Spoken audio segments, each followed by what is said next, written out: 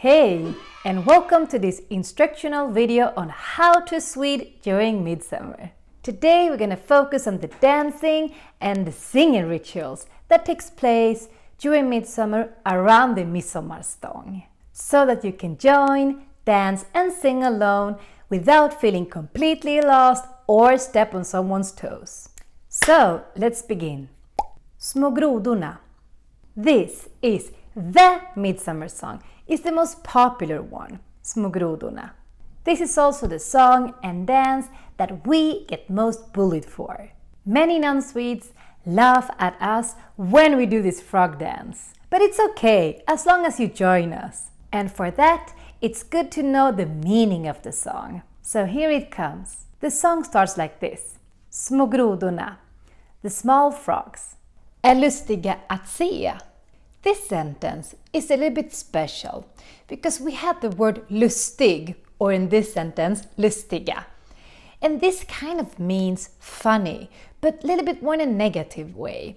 It's kind of a mix between funny and odd. So you can translate this sentence to small frogs are funny and odd to see. Maybe what is funny can also be odd or weird. I don't know. But this word lustig is a little bit old-fashioned, and this song is an old song. You can also see this word lustig if you go to an amusement park. For example, Gröna Lund, where they have this place called Lustiga huset. And in English, I think it's called the Fun House. It's basically a house where you go to and some weird things going on. So that's what lustig means. Then the song continues. Ej öron, no ears. This word ej is a more formal way to say no. You can think that it's kind of like a nej, but we skip the n and it just becomes ej. Ej öron. And when you sing this song, you kind of need to do this little gesture. You need to put your hands where your ears are. Ej öron, ej öron. You cannot put them here or here or here. No, here. Important. Ej svansa hava det. This is kind of an old way of saying no tails they have. And when you sing this part, ej svansa hava det, then you need to put your hands back and kind of form a tail, like in this picture. And then comes the most advanced part of this song. You definitely need to nail this chorus. And it goes like this. Kuakaka, kuakaka, kuakaka. You see, super advanced. And you sing this many times. And this is how Swedish frogs sound like. So where does this song come from? Well, there's different theories. One theory is that it comes from a French song, a French military song that was used during the French Revolution. How it ended up in a Swedish midsummer song, I don't know, but Sweden actually has some influences from French. So maybe we just like the songs and we like frogs, so we took it and put it in our midsummer song. You're not going to find too much logic here in this song. I mean, we're already dancing like frogs. So nothing makes so much sense with this song. But it's still the most important midsummer song, Små grodorna. Små grisarna. Små grisarna is the B-side of Små grodorna. It's basically the same melody as Små grodorna, but instead of singing about frogs, we sing about pigs. It goes like this. Små grisarna är lustiga att se. You see, almost the same, but instead of singing about frogs, we sing about pigs. But then the lyrics changes completely. It goes like this. Både öron och svansar hava det, which kind of means that they have both ears and tails. So completely different from the frogs, who doesn't have anything of this. You see, very deep lyrics in the Swedish traditional midsummer songs. And instead of sounding like frogs in the chorus, we're gonna sound like Swedish pigs. And Swedish pigs sounds like this, neff. So it continues like something like neff, neff, neff, neff, neff, neff, neff, instead of the quack, quack, quack. And Små grisarna very often comes directly after Små grodorna to make the song longer. Basically, it's all a song about animals that are weird and funny to see. But Swedish obsession with animals, especially pigs, doesn't stop there, because we also have another song about pigs. Mors grisar.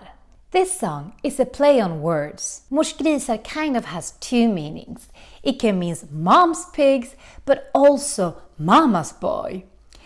A way to describe a person who always looks for the mom's protection. And the song goes like this. Mors grisar är vi allihopa, allihopa, allihopa. Which kind of means mama's boy are we all. Allihopa is how we say everyone or all of us. Then the song continues. We say jag med, du med, which means me too, you too. And when we sing this, we kind of point first to ourselves, jag med, and then we point to the person next to us in this ring, du med. So you need to do this pointing when you sing this part. Jag med, du med. So in order to sing this song, you kind of need to have someone next to you. And normally we kind of hold hands and do this in a circle. But we of course stop holding the hands when we do the pointing part. In the second verse, we change the lyrics a little bit. Instead of singing mors grisar, we sing fars grisar, which means father's pigs. What I know, this fars grisar only means father's pig, but maybe it kind of also is like mama's boys, but with dad instead. Perhaps. And in the third verse, we sing something like this instead. Gottegrisar är vi allihopa, allihopa, allihopa. And gottegris is a person that really likes things that are tasty and yummy. The word gott kind of means that. Tasty and yummy. For example, candy. A person that likes candy. They can be a gottegris. Maybe it's a little bit like the English word sweet tooth.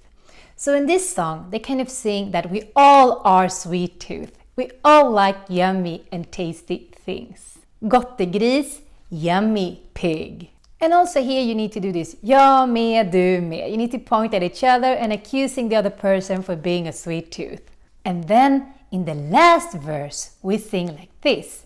Lortgrisar är vi allihopa. The word lort kind of means dirt or filth. So someone that is dirty. Like a pig playing in the mud. En lortgris, dirty pig. So a lortgris is a dirty or a filthy person, someone who is not very clean. And also here we say that everyone is a lortgris and we accuse the other person for being a dirty, filthy pig. Yeah. That was our last song in this video about animals. In the next song we're gonna talk about a profession. Vi är musikanter. Vi är musikanter is a way of saying we are musicians. Vi is we, äro is an old way to say are, and then musikanter, musicians. We are musicians. I mean, come on, look at how we sing and dance. We are musicians, Swedish people. And in this song, Swedish people will act like they are musicians. In this song, like in most Swedish songs, for midsummer we kind of dance in a circle and hold hands. Another thing that is totally incorrect in this movie Midsummer is this scene. In this scene there's only women dancing. But this is not how it looks like in reality, because during midsummer everyone is welcome to join the circle. Men, women, children, old people. We are inclusive. Everyone can be a little frog. So, remember this circle tradition when you dance the song Vi är musikanter. And the song continues like this. Vi är musikanter alltifrån Skaraborg. We are musicians from Skaraborg.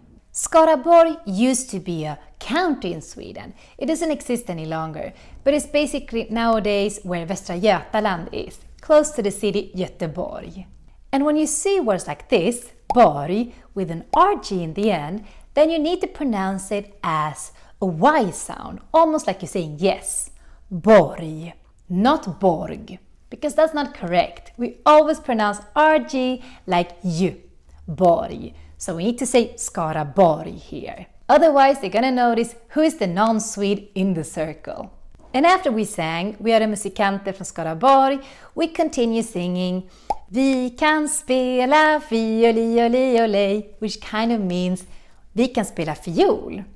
That's how we say we can play the violin. And when you sing this, you need to do the violin gesture. So it's important to really pretend that you are a musician who can play this instrument. So here it's okay to let go the person's hand you're holding and pretend that you have a violin in your hand. Then the song continues with some more instruments. We're also going to sing like this. Vi kan spela bas, viol och flöjt, which means we can play the double bass and the flute. Here's also important to do these instrument gestures when you sing and when you dance. And they continue by singing Vi kan dansa, boom fadralalalay, something like that. And this means we can dance, boom fadralalalay. This doesn't mean anything, it's just nonsense, but it sounds funny, so that's why we have it in the song. And next part of the song is a clear instruction and super important to follow if you don't want to step on a Swede's toe. It goes like this. Och vi kan dansa andra hållet, andra hållet, andra hållet. Och vi kan dansa andra hållet. Something like that.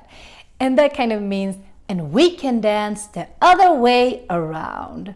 So here they dance this way, but then they're going to switch to the other way.